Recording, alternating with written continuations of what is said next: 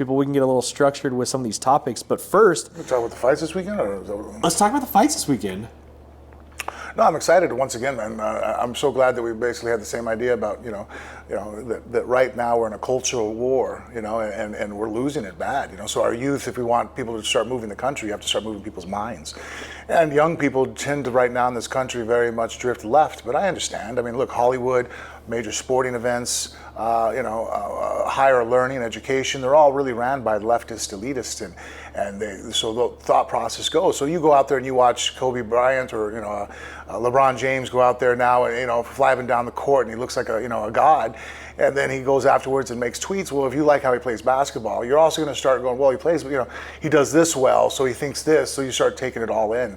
And I just like the fact that through the fights that we can start conveying and giving people more options, that there are other guys out there that think differently and that not necessarily are as liberal as that may be, and also just even if you are not of our ilk and not of our mindset, you believe in the ability to speak your mind. And that's one thing I think that we all agree on, because our first fights, we had guys that were leftists that were on the card, and we all got along because it's like, hey, one thing we get along with is that, the freedom of speech, the ability to talk, which I think is the reason why our country is number one. I know we're not number one in any of the metrics as far as education. Obviously, GDP, but whatnot. But we're the number one consumers of the world. But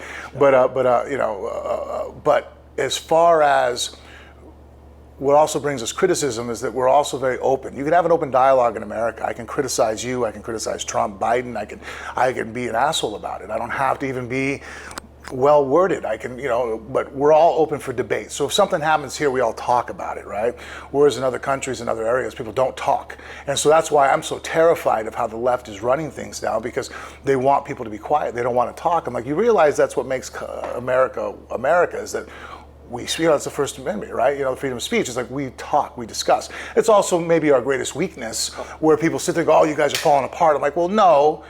China has, but China, because, for example, being very much communist and controlled nationalistically, they sit there and go, we have no more COVID outbreak. I'm like, you guys really think there's no more COVID in China? Really? There's none, right? But because no one there is allowed to, speak out, that like, well, now they can go ahead and say whatever narrative they want. Whereas in America, like, oh, look how many cases you have. I'm like, yeah, it's because we report cases because we actually talk about it. The information is not kept secret. So in that sense, like, oh, we look like we're bad. I'm like, well, no, we're actually better than you guys. It's just that we all talk about it, whereas you guys aren't transparent. Yeah, and so like that's why I tell people, I'm like, hey, you want to keep that mindset going.